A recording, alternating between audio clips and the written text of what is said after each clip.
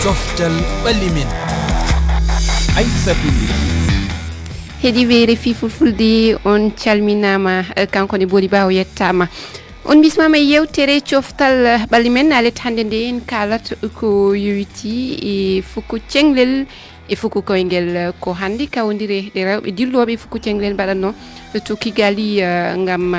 ɗaminade e jeeyede fijoji mawɗi fukko cenglel hittande ujunaji ɗiɗi e nogas e jeegom timmi Sénégal tawetake diɗɗe nogas e nayyi kirodiroje ngam jeeyede ɗi fijoji saabi ɗum Hongrie hawi hande Sénégal ma Ibrahima Niang artan en hen joni ko wona ɗum mamin kal ko haɓɓodi e championnat ji Europe to Angleterre Chelsea fingal ari Wolverhampton Nicolas Jackson pettowo Sénégal najo ene jeeya e logguɓe banggue Ligue des Champions CAF kawodire dawe arene ɗe ene jokki Nouadhibou e Milo FC koye oɗo saaha joni ma en pa Nouakchott tedduɓe ko ɗum woni mbadi yewtere nde bisimilla ko adi fofof mi jowti on mi jowti kadi heɓɓe karallagal ngal Sara Doumbouya hay malang Sonko hande yewtere nde jaadeten hono wowiri ni ko e Arouna Deme Sidi Deme a salminama. Aissatou a salminama hettiɓe gonduɗen ɗo henne yewtere ko calminiɓe eywa anne Dieynaba Sow a wiyama Sidi Sow bisimilla ma. salmitama Aissatou Ly en calmini hettiɓe kala en calmini gollidiɗo o ne Abdoulaye Diallo bisimilla ma. eyyi kay Aissatou jarama mi salminima salmini dendagal keɗiyankoɓe RFI fulfulde e fannu fukko cenglel rewɓeɓe jawteten Sénégal timmini kawodiral muɗum hakkude mum e Hongrie e Ibrahima Niang ene e ɓoggol ngol Ibrahima Niang salminama. mi salminima Aissatou Ly mi salmini Dieynaba Sow mi salmini Abdoulaye Diallo wonde e Arouna Deme eywa Ibrahima ene wayno noon ɗaminare gasi saabu Ukraine hawi hande Sénégal loggi capanɗe jeegom e tati Sénégal kañum heeɓi ko capanɗe nayyi e jeeɗiɗi tan eywa eywa onno jinnomi ko Sénégal yawra ko ɗum waɗi mi fuujima jeeya ko ɗon ko gonga ɗamiraɓe nde noon ɗo haadi aɗa andi tan ko kawodire wonno hikka noon koko wayla no feewi saabu noon pecce ɗiɗi waɗa to Kigali won équipe aji gonno toon heddiɓe gonno koto Mexique Sénégal noon foolama ko Hongrie heeɓi polgu e dow makko ɗum noon wonno kat timmal kawodire e fukki cengelel e rewɓe ɓe ɗum noon a haali ɗum Sénégal heeɓi ko toɓɓe capannayyi e jeeɗiɗi e dow noon Hongrie keɓɗo capanɗe jeegom jeegom e jeeɗiɗi voilà e tati ɗum noon wattidi andu tan noon ko Hongrie yahata ngam noon tawtereɗe ɗawal ɗimmal ngal aɗa andi noon ko ɗaawe ɗiɗi waɗa hikka noon ngam noon andude holon yahata to fukku cengelel aduniyankore baɗowo to leydi Allemagne noon ko Niang ene wayno toon to Mexique woni Mali e Mozambique fof ene gonno toon kono kamɓene ɓe koɓe foolaɓe koɓe foolaɓe sabu Mali eyo jokku Mali ko Corée du Sud foolimo yetti noon ka timmal andu tan noon omo wadda e République Tchèque ɓen ɗiɗo noon ma ande hande holon tawtoyde Hongrie ngam noon ɓe tawtoya équipe aji nogas e ɗiɗi ngam noon ɓe ganda folotiro ngam noon yettade e folotiro to aduniyankore ɗon noon ma wat kawodire goɗɗe équipe aji sappo e jeegom foti noon yaltude ngam noon tawtorede ngo folotiro baɗowo to leydi Allemagne e hitande ujunnaje ɗiɗi e nogas e jeegom ngo folotiro noon jagga tan ko hitande ujunnaje ɗiɗi e nogas e jeegom kono noon kawodire ɗe ma wat lewru tataɓuru e nde hitande ujunnaje ɗiɗi e nogas e jeegom eywa a jarama Ibrahima Niang Arouna ene wayno kanko ni o arti hen kawodire ɗe hay sinno Hongrie hande hawi Sénégal firtani kañum tawete fijoji mawɗi adunaru walla mbiyen tawete kawgel mangel adunaru basket baɗo hitande ujunaji 2026 kawdire goɗɗe ne ene kani wadde mate aɗa wawi famminde en ɗon seeɗe saabu mi yi e humpitoji won diɗɗe 12 janoɗe ɗo fijoji mawɗi adunaru kanƴe ne fof kanƴe kamɓe ɗe jeeyama ha joofi e ɗen diɗɗe 24 jahoje ko ɗum noon woniri walla saabu affaire o hunde nde ene jiiɓi seeɗe e hakkillam ne jiiɓi kamɓe ni hay goto suwa yaade no wawi jagguet tan hay goto suwa yaade saabu 12 ɓe mbiɗa yanoɓe adunaru Paris 2024 maɓe kawray 16 wonɓe yaltoɓe hadi ɓen holto gummoto 16 ɓeɗo yaltoɓe au tournoi pré-qualification ɓe e kala gañiɓe ɗo e duuɓi mo wuuri 2025 continent fof no waɗa anni afro basket no waɗi Europe no waɗa euro Asie no waɗa nayoɓe ardiɓe toon ɓe fof nayoɓe fof wonta ko keɓeyaji 12 jaaha kawra hadi ɓe jaltina hen goto ɗum noon woni noɓe mbaɗiri ni fiba ham hewɓe wiyete français parcours du combattant o pour yaade comment cédé sette no sédirti ni so ceeɗal ngol no muusi no feewi mboɗo sikki hikka yahoɓe Afrique so jahorinen tan mbawden yahoraɓe Nigéria par ce que aɗan wonno yimɓe jette wonɓe Afrique kawra banggue men jaltina goto walla ɗiɗo jaaha Europe mbaɗa noon e Asie joni noon ɓe ndendin aduna o foof ayi sa yi Hongrie e Angleterre Grande-Bretagne jeeya hoto e tournoi Kigali o kawray Sénégal en Rwanda en hay Mali yeehi ha to Mexique Mali yeehi Mexique ne hawre Corée en aɗa andi a jetti Asie naɓe addi a nanani hen ɓe Argentine a nanani hen leyɗele mbaɗe ne Brésil ari gani ɗum wona hono ɗo peccu holko waɗi ɓe tafiri ɗum noon mate kadi ala caɗele seeɗe saabu ɗen leyɗele potani doole mate eɗen kaani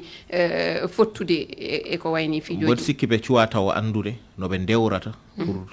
feccude aduna o yimɓe mbawa yaade aɗa andi sa aɗan Afrique gonɗo champion d'Afrique o no wayno Nigéria no gagniri nooni sa woni champion d'Afrique aɗa gagni e Afrique fof tan a waɗa qualifié wiya ana penni keddiɗo mo jettuno deuxiéme walla troisiéme o jaaha tournoi qualification hikka noon hoye fewnitɓe ɗum fof ɓe change systéme qualification o ɓe pudditori go formule kesso mo ganduɗa saabu équipe aji jahoji coupe du monde hoppe yiɗa kono ham noɓe mbaɗiri ni leyɗele mawɗe ɗe kañumen ma jaa kono ma yi continent mo ganduɗa wayno Afrique ni hannde no wawi yaha coupe du monde taw hay goto yahanani ɗum walla so yeehi équipe el gotel wonta ɗum noon wona lawol jaaha Amérique du Sud mbaya noon taw hay goto yahani walla Asie tabude no settirte ni no wayi darori ni no wawi tan e kewaji mawɗiɗi tan kañumen pottoy leyɗele Europe ɗeɗa Aruna leydi Allemagne jaɓɓoto ngo folotiro beele leydi Allemagne tawete walla ɓenni ha gasi kamɓe ni ɓe jeeya koye tourno hay kamɓe koye mabɓe kawta kono résultat ji mabɓe so gasi ittete yaltinte maɓe goppe ɓe jeeyi hen so gasi noon ɓe jaltine kamɓe wiye so tawi 14 jeegom ponno yaade ƴettede wiye 15 ɓe tan bennata 16 o moftete place on ɗon wiya Allemagne jeeyi kono noon maɓe jeeyi e tournoi qualification ɗum jeni ayi no hawni seeɗa continent fof fonno sedde banggue muɗum ha para ɗum aɗan noon wonno ɗum noon woni lawol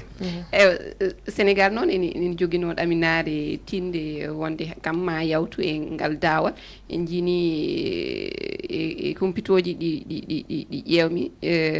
ɓe podanoma pijowo fof podanoma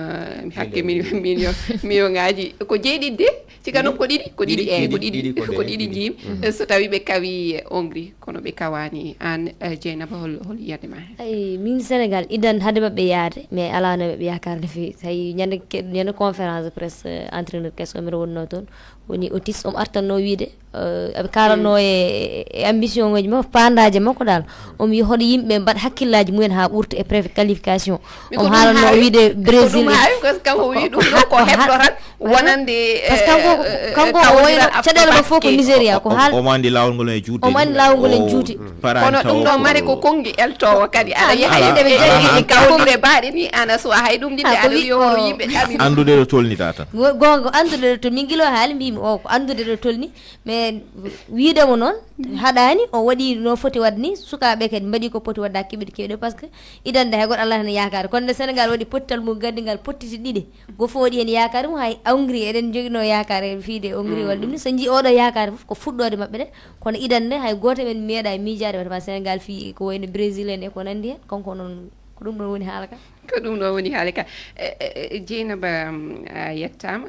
tedduɓe en jawtat e daawal ɗiɗaɓal yewtere nde haalde ko haɓɓodi e fukku koyngel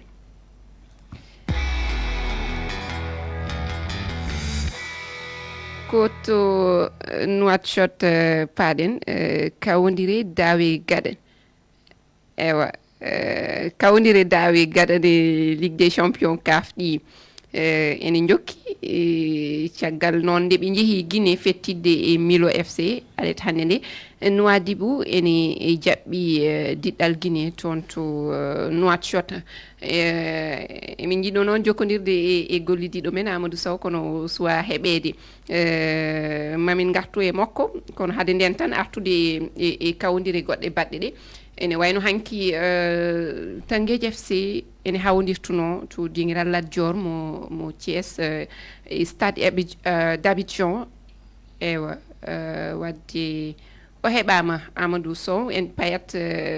Nouakchott haalde ko yowti e kawdira hakkude Milo FC e Nouadhibou Amadou Sow a salminama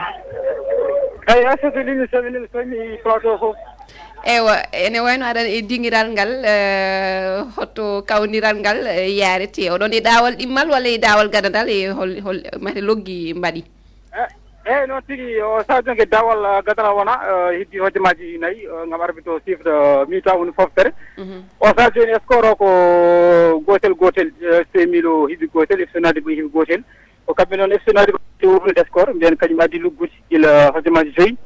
caggal FC Milo waɗi égalisé hedde hojamaji sappo e jeegom donc caggal kamɓe ne gaddi FC Milo kamɓe ardi tigui tigui ardani ndi wadde match nul ardi tigui ko haw sa ine jour ami tan surtout ɓe gari tigui tigui ko hawde hay sinno kadi déplacé eyyi hay sinno koɓe déplace ɓe par ce que eɗen mbawi wiide loggol mabɓe ngol wona avantage Nouadhibou saabu nde ɓe jaano kamɓe to Guinée koɓe teldunoɓe hay goto nannano mbaddu somi fuujaki eyyi noon tigui e gon no mbiɗa ni so tawi kay gasrini hen gotel ko FC Milo kam yahat ɓe gandi mbiɗa ni toon ɗo Bamako e mbaɗno ko ndiga ɗum ɗon eɗen gandi gol vérage ne woodi ha joni e CAF guittani to ko en bitta à l'extérieur non so gastiri gotel ko FC Nouadhibou jotto FC Milo kam yahata noon FC Nouadhibou kañum nana waɗa feere foof gam ha joni hawde pottal ngal kono noon FC Milo an potital mabɓe gadanal ko Bamako walla ko Conakry wanno Conakry eyyi Conakry hakkille ma woni Bamako tan maaro eno ko Bamako pettuno par ce que siki wona Conakry petti ɗum ko Bamako eyyi Bamako petti stade 26 mars ko ɗon petti waɗani homologue stade Guinée ala eyo ko ɗum ewa yo Allah hokku woni Amadou Sow amin a jarama garten tan hankkadi e jokkude ko yowiti e kawdire Ligue des champions ji baɗoji o saaha ene wayno mbeɗen haalanno ɗum joni hande Tanguédji FC kañum jooɗima aset hanki to dingiral Lat Dior ɓe kawdiri e stade d'Abidjan kono ɓe jeehi noon ha faw petta kono ko stade d'Abidjan heeɓi kaw sabu e jahalngol koɓe teldunoɓe kamɓe ne ɓe mbaɗno ko goho firtiran ko Tanguédji jooɗi diɗɗe goɗɗe ne kewɗe e jooɗima Arouna mi artatema an hande hono jiruɗa ɗe kawdire Ligue des champions ji wona koye dawal gadanal mbiɗa sikki tour préliminaire holno jiruɗa ɗum eno yaari kibaji mawdi gonde Afrique ɗi kañumen foof mboɗo sikki tampere ala e mumen pour pernude en jii hewɓe mabɓe kawino e jahol ngol kono gartol ngol hande hewɓe hanki faade hande won hen fuddeɓe gila aljuma kañumen kawi min noon waɗi han bettere seeɗa ha wayno Tanguédji FC no waɗi ni par ce que sa yeehi leydi janandi a waɗi toon gotel arti leydi ma aɗa wawno dañde ko ɓuuri ɗum yimɓe hewɓe nana mbiya yo mbaɗ encouragé tan ɓe fewnitoyoɓe garta mo wuuri kono mboɗo sikki wona ɗum woni objectif sa yiiɗi ha wayni a yahat mbaɗa feere kawa benna sa hawri équipe saha noon moɓe kawri o stade Abidjan no wayɗi jogade doole ni fof doole men ɓurani doole Teungueth FC hannde kono noon ham kaw équipe aji mawɗe hoyno stade tunisien en Sfax en way noon kamɓe fof penni ɗum noon hollirtu wonde ham hedɓe dowɓe e Afrique favori ji ɗi no wirati ni kañumen fof nana jalta hen équipe Sénégal goɗɗo nan ɗo hen e coupe CAF kañum woni Jaraaf nana hawra hannde est offline mo Sierra Leone nde ɓe jeehi toon nde kamɓe gañino gotel e haydara ɓe loggino gotel toon yimɓe ne jahori kamɓe nde ɓe jalta hen a yi FC Nouadhibou hannde weeɓani mum par ce que ɓe jeehino ɓe kawa joni noon ɓe jiiɗi hew gonɗi ala ɓe jeehi koɓe telduɓe walla ɓe telnuno moɗo fof dañi gotel kono ham weeɓani woni fof ko gotel watno joni noon ɓe garti ga bene terrain mabɓe kono ayi no wiiri ni no Amadou Sow wiiri ni no weeɓani mabɓe ha joni hay goto nani nan taw hollirtu tan wonde keeɓe yaji Afrique sa ƴeewi wayni coupe d'Afrique club aji tour préliminaire uji ɓe doole men poti kawrata sabu mawɓe ɓe ham nana jooɗi no pada ɓe soɓe jaltiɓe gara ɓe kawroya men groupe aji sawaɗama hande en noon wontata muusi o nden wontata musiba ko Arouna wi ko diɗɗe mawɗe ɗe équipe aji mawɗe ɗi fof ene wayno kañumen kawi e kawdire mumen gadane Dieynaba en jii baaɗo kono Raja mo Casablanca kañum hawi AS garde national mo Niger kamɓe ɓe jooɗima kamɓene e jaholngol ne ko ɓe kawno ko 2-2 e gartongol ɓe kawi 5 ɗum kam firti ɓe mbaɗani no Teungueth FC mbadduji kewi no hakkunde kadi Young African e Vitalo to Burundi Young African hawi loggi 6 e ɓolum e jaholngol ɓe kawno ko 4 e ɓolum diɗɗal Égypte ngal FC Pyramide kañum ne hawi walla mbiyen FC Pyramide kañum ne ɓenni e dawal garowal ngal hono noon wonande Soudan El Merreikh diɗɗal biyetengal El Merreikh kañumen ne keeɓi wune an holno jiiruɗa kawdire Ligue des Champions e ko fuɗɗi wadde ko Ligue des Champions CAF kawdire gaddane ɗe ko inirte tour préliminaire premier match waɗi deuxième match wona mbiɗa sikki ko adi ko foto ha Arouna winde wayno hunde yarani yesso kala saha ko ardiɓe tan gardi wonɓe ɓe kewani dole ɓe kadi kañen goni ɗon to banggue e pottite ɗe sa ƴeewi ko woni Teungueth FC sa yalti a waddama to ni woɗɗi sa arti e leydi ma kam dartoɗa no fewi par ce que ko leydi ma wawi waldem sinna dañino chance ni iɗade fettude e leydi ma kam ɓuura wona avantage ma won heed hen yesso seeɗa kono ɓaade wayi ni sa arti hay leydi ma aɗa wawno waddude hen seeɗa hunde wodano way ɗum noon anni ko gartal boɗewal to sahanma kam ɓe mbayrani toon no fewi 2020 walla 2021 somi juumani ɓe gonno toon wadde mbawno tinnade kam ɓaade ngol to noon ɓe ɓennin ngol ɗo lawol kam ay ponno ngol koɓe yariɗo caggal dara ponno yariɗo yesso seeɗa kam so Allah kam ko kartal boɗewal dokkumiɓe eywa Abdoulaye en jokkat haalde haal fuku koyguel ha joni kono en payat to Europe holto gadortoɗen Angleterre gadortoɗen amma France walla Espagne holto gadortoɗa ñeen Espagne eyo min ko Espagne cakkitiri eyo Espagne gadortoɗa eɗen mbawi wiide kawdire mbaɗi toon Barcelone hawi Atlético Bilbao loggi 2-1 Lamine Yamal loggi Real Madrid kañum ne hawodiri hanki e Valladolid hande maɓɓe e Valladolid e ko kamɓe Madrid naɓen hawi loggi 3 e ndigui kono weeɓano e Madrid naɓe saabu ko dawal aranal tiiɗuno hakkude maɓɓe Valladolid hanki noon no mbirɗa noon e ko FC Barcelone hawi Atlético Bilbao loggi 2-1 hakkude maɓɓe kadi sattuno seeɗa e aljumare nde Villarreal Foli FC Séville loggi 2-1 Celta Vigo hawi Valence loggi 3-1 en payat France walla Angleterre France Lens Foli kañum Brest loggi 2 e ndiga hanki noon ko Monaco mo Lamine Camara hawi Lyon mo Moussa Niakhaté ɓe fettoɓe Sénégal naɓe loggi 2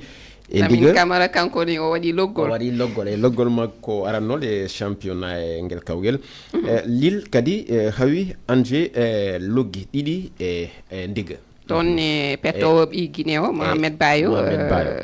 waɗi loggol mbiɗa sikki walla loggi ɗiɗi loggi ɗiɗi hecciyanki aljumare nde Paris Saint-Germain hawi ko tiiɗi Montpellier e loggi jeego e ndiga Le Havre noy kañum ne loggino baɗono Abdoulaye Touré e Arouna Sangate eywa kamɓene ɓe piiji fijirde welde eɗen mbawi wiide en cakkitorto Angleterre noon Premier League Premier League eyyi kay hande Chelsea mo fetto Sénégal najo Nicolas Jackson hawi olaram toon loggi jeego e ɗiɗi kanko Nicolas Jackson o waɗi loggol eyyi hankude Liverpool e Brentford ko Liverpool fooli loggi ɗiɗi e ndiga Liverpool ko ɗon Mohamed Salah fettata kanko ne on adi waɗi loggol e hanki Brighton hawi Manchester United mo André Onana loggi ɗiɗi e gotel Manchester City hawi ko tiiɗi Ipswich loggi nayyi e gotel Tottenham mo Pape Matar Sarr e Bissouma Malinajo hawi Everton mo Idrissa Gana Gueye e Iliman Ndiaye loggi nayyi e diga eywa Arouna Dieynaba koye mon gartanmi holno jiiruɗon hande fijoɓe Afrique naaɓe e championnat ji Europe ɗi eɗen mbawi wiide o saaha eɗen championnat ji ɗi ene ɗe ñalade ɗiɗaɓere fuɗɗode mabɓe mate on jii ko fuɗɗode moƴƴude fettoɓe Afrique naaɓe tawaɓe ɗen diɗɗe won hen yoga e mabɓe mbaɗi loggi hande baɗono Nicolas Johnson ni omo Jackson jaafoɗon omo feele noon ko heewi kono hande mbiɗa eɓe feele momtani peloje ɗe ko waɗi e felore ene dow makko ñande fof o feele kono hande o tinno sago o doggi Abdoulaye tagata Harouna en woppude mu de Harouna holno jiiruɗon ɓiɓɓe Afrique naaɓe tawaɓe ala min wat jaggine puɗɗori no moƴƴi no feewi aɗa andi hanki sa yi frère Williams uji Nico e say sinno Nico woni hoye Espagne kono hamɓe ko o holliri hen yimɓe gandano waddu men rassuré ay haali Nicolas Jackson won wodɓe yiyaɓe ɓiɓɓe Afrique ɓe ganduɗa so tawi a yeehi France a yeehi Espagne walla ni hay Allemagne kolliri koyemumen mboɗo sikki tan no puddori ni no wawi wadde decinde yimɓe hollire wonde saison mabɓe ma moƴƴo hewɓe mabɓe hen faya to no wawi waɗede yimɓe ra jahore ɓe fewi no wawi dañede hen résultat ji moƴƴi hay wonɓe Arabie Saoudite ɓe ni kolliri hen koyemumen wonɓe Arabie Saoudite Dieynaba anni hol pettowo mo jiiɗa e ko fuɗɗi championnat ji Europe ɗi mo ganduɗa kam golle muɗum aɗa yeeɓa ɗum walla aɗa weltani jomum e golle ɗe taw ko Afrique najo walla pettowo ala taw ko Afrique najo joni so tawi ko pettowo tan holmo weltaniɗa dokku mbiyen dokku ko belge de koy taw ko pettowo tan mbiyen ko dokku mbiyen momi holko waɗi raɓɓikinde tan holko waɗi cuɓiɗamo kanko kanko mi suuɓi mom par ce que mi yi golle makko ɗo nde siti mi yi doole makko mi yi kadi cuusal mo kanko neɗɗo tiiɗi ko fof o traverse ɗum o ɓenna ewa joni e banggue Afrique naaɓe heɗɓe ɗon e diɗɗe gonɗe to Europe e championnat ji ɗi eko fuɗɗi ko banggue Afrique naaɓe oɗo saaha ni mi yi Mohamed Salah sa yiyande waɗi loggol kadi pottite makko ɗe fuɗɗi ɗi ene deñi hakkille siki hande ɓe loggi ɗiɗi e kawodiral mabɓe ngal ene deñi hakkille to banggue Nicolas Jackson mbiɗa fada ha ɓooya seeɗa a fada yawta haalde oɗo mbaɗi ni saha noon kanko avant centre e Mamadou Yuke nani loggi tati te kañum wona avant centre e excentré hay sinno kamɓe fof ɓe attaquant am kanko ɓurno fadede ɗon kono hande hamo aɗa wawi wide o tinima no fewi Dieynaba padi ɗamininomi ko mbiya Alan joom loggi tati Alan ham ala ha jiide yimɓe min siti ko dokku joguimi toon joni ewa ɗum noon si oto yejit Mohamed Salah ni kanji hande Liverpool o darni hen darde moƴƴe dari men darnitinde ewa tedduɓe ene wayno noon en jettima e kaddi yewtere nde min jetti on e heɗugol moon lobbol min jetti kadi heɗɓe e karallagal ngal Malang Sonko ha e Sara Doumbouya ɓe beltanama min jetti kadi hande hoɓɓe men Arouna Deme kañum e Dieynaba Sow min jetti gollidiɗo men Abdoulaye Diallo min dokki on aadi tan alet arore yewtere wonde hawnaki noon min kala ko yoti e fijoji mawɗi adunaru ɓe ganduɗa ko wiyete jeux paralympique ma puɗɗo ɗo e balɗe to France tedduɓe on jettama ha alet arore